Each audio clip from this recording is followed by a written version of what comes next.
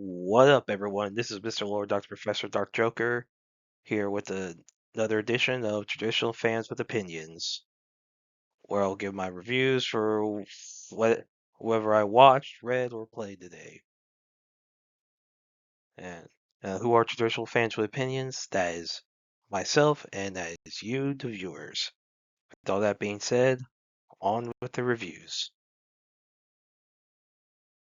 Well, Teacher Nube, 2025, episode 22. So in this episode, so it's rain outside, so a lot of students are being told to go home immediately.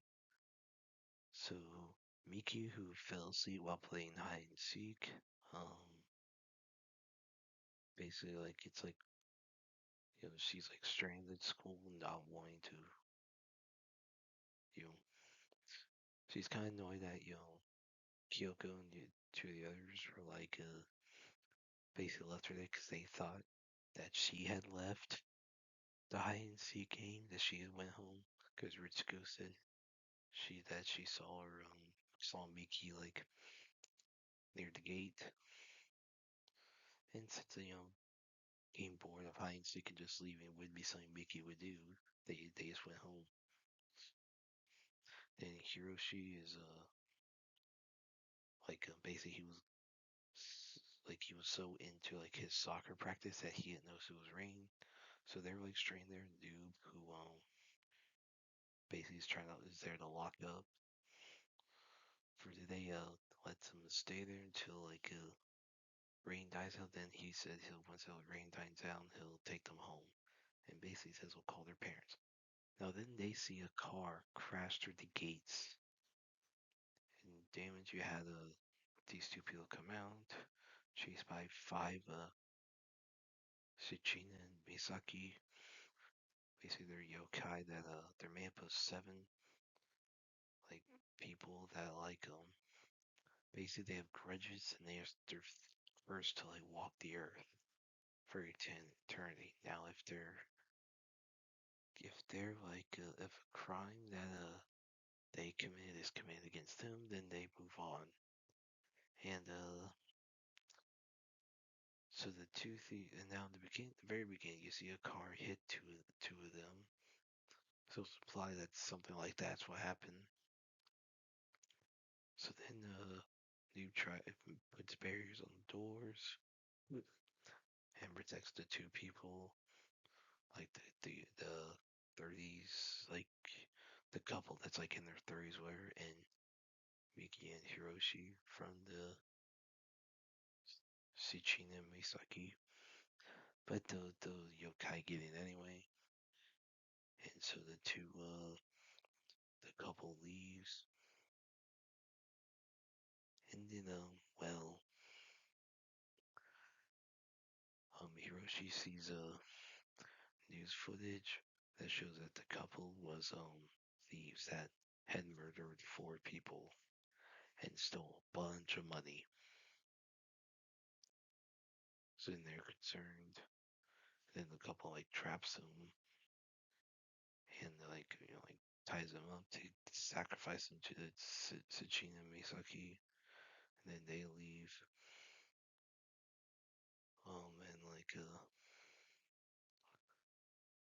And basically reveal that they accidentally hit two while running from the cops.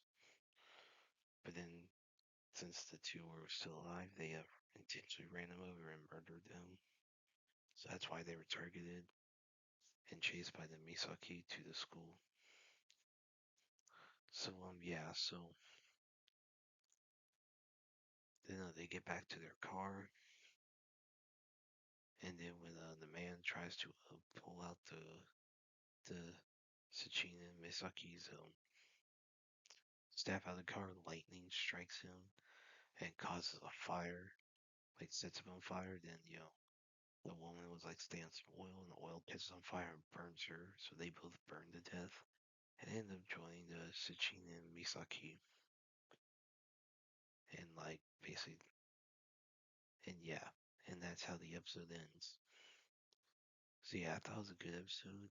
So you have some like human villains added in, and you Yeah, it's interesting how Ritsuko is like trying to be nicer to Noob. And it's funny how everyone was like, Miki would totally like get bored of a hide and seek game and just leave, which I found it funny. And I would say her falling asleep there in one is also definitely in character. Yeah, I thought it was really funny. Like the banter throughout this episode was pretty good. So yeah, I thought it was a good episode. Looking forward to the next one. Jack of all trades, party of none, episode 10. So in this episode, so Orun and Selma meet with Estella and Carla, the management, about like the people that Orun's supposed to train, which is Sophia, Logan, and Caroline. And then yeah.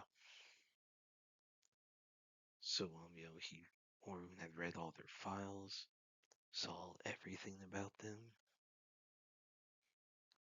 Yeah. Then hints that based on the scene where he sees all the files that there is some emotional damage for some. So yeah, so Orun's told he can train them however he wishes, as long as they're able to handle in the middle floors of the labyrinth within 6 months. So Selma asks Orun if he knows about Sophia being her half sister, and Orun says yes. And it's explained that Sophia's mother was a maid for the family, and that like when Sophia's mother died, Selma's family took her in, but Selma was the only one that treated Sophia well. And that when Selma left to be an adventurer, things got worse for Sophia. And but when Selma came back, she had Sophia go with her, and that's why she wants Sophia to be a good adventurer. And then Orm starts teaching them. He asks the three their goals. Then he starts training. So Caroline's trained, but it's revealed she has a very risky and suicidal fighting style.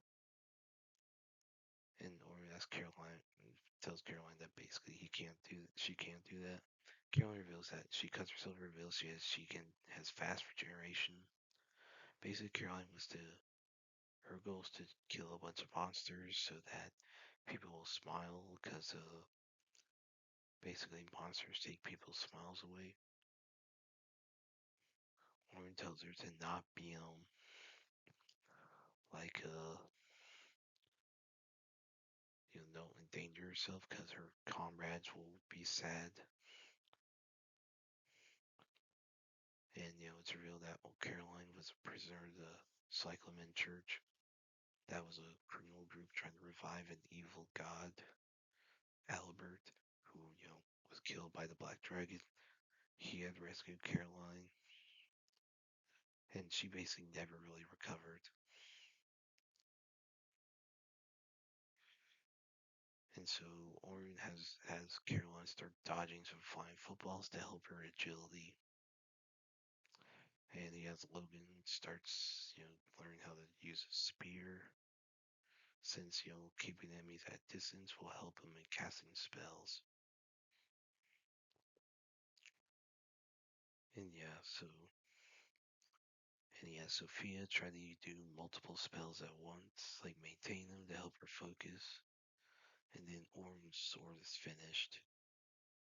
So he gets the sword from Arn, and it looks freaking awesome. Like the sword looks freaking cool.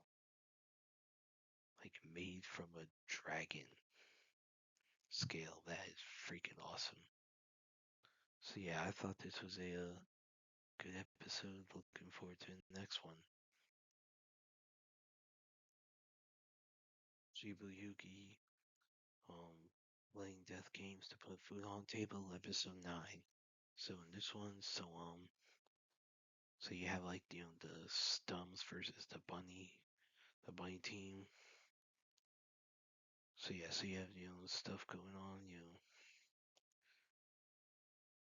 yeah, like basically there's some issues about like what violence can be used, so that's why there's like a tickle fight or something between Yuki and Sumiyaka, and then you have a character named Moki who's like mentor Kiara is like very like crazy, and you see some stuff like going on, like different characters start getting killed off,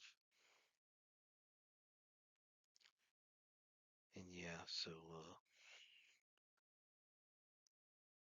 yeah, so then yeah, like this one girl just start going psychotic and just killing everyone.